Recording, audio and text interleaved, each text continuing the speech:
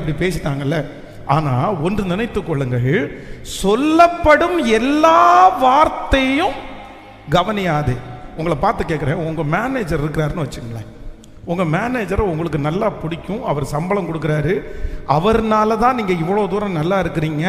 அவர் மட்டும் அந்த வேலையை கொடுக்கலன்னா உங்கள் குடும்பத்தை நடத்துறது கூட கஷ்டம். ஆனால் நல்ல நேரத்தில் நல்ல ஒரு ஓனர் இடத்துல கடவுள் உங்களை கொண்டு போய் சேர்த்துட்டாரு. அவர் மூலமாக உங்களுக்கு வீட்டு கட்டப்படுது, நீங்கள் சம்பளம் வாங்குறீங்க, போயிட்டுருக்குது. இப்போது உங்கள் எல்லாரையும் பார்த்து கேட்குறேன், ஒரு நாள் கூட இவ்வளவு நல்ல மேனேஜரை யாருக்கும் தெரியாத ஒரு இடத்துல 10 பேர் வேலை செய்கிறவங்க சுற்றி உட்கார்ந்து பேசும்போது, இவருக்கு என்ன, இவர் வரமாட்டாரா, இவ்வளோ லேட்டாக வர்றாரு, இவர் எதுக்கு சத்தம் போடுறாரு அப்படின்னு 10 பேர் பேசும்போது, உங்கள் மேனேஜரை குறித்து ஒரு வார்த்தை கூட நீங்கள் தீய வார்த்தை பேசலன்னு பேசாதவங்க கை தூங்க பார்க்கலாமே.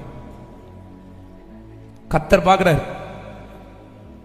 ஹலோ, யாருமே இல்லையா? நீங்க உண்மையிலே பரலோகம் போயிருவீங்க. உண்மையை சொன்னீங்களே, உண்மையை சொன்னீங்களே, சந்தோஷம்.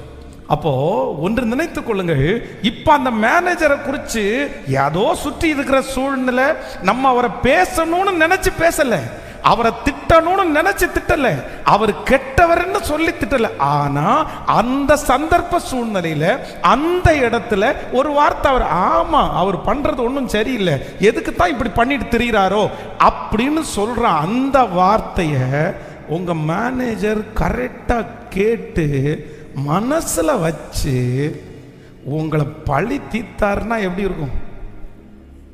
நீங்க என்ன நினைப்பீங்க? ஐயோ தெரியாம அந்த இடத்துல யோசிக்கவே இல்லை, நான் அப்படி திங்க் பண்ணி அவரை திட்டமும் எதேர்ச்சியா பேசினாங்க, நான் பேசிட்டேன், அவர் அதை கேட்டு புட்டாரு.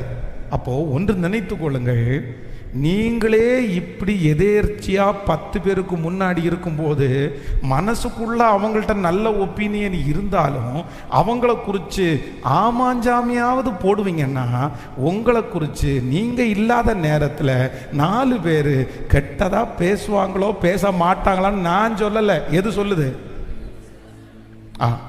ஆண்டவர் சொல்றாரு. ஆனா நம்ம என்ன பண்ணுவோம் தெரியுமா? ஏதாவது ஒன்று பேசிட்டாங்கன்னா சிலருடைய வார்த்தை இருதயத்திலிருந்து வராது, மனசுக்குள்ள வச்சு சொல்ல மாட்டாங்க. அவங்க என்னன்னா வாயில பேசுவாங்க, வாயில அந்த வார்த்தையை பிடிச்சிக்கிட்டு, நீ இப்படி பேசிட்ட, என் மனைவி இப்படி பேசிட்டா, என் கணவன் இப்படி பேசிட்டான்,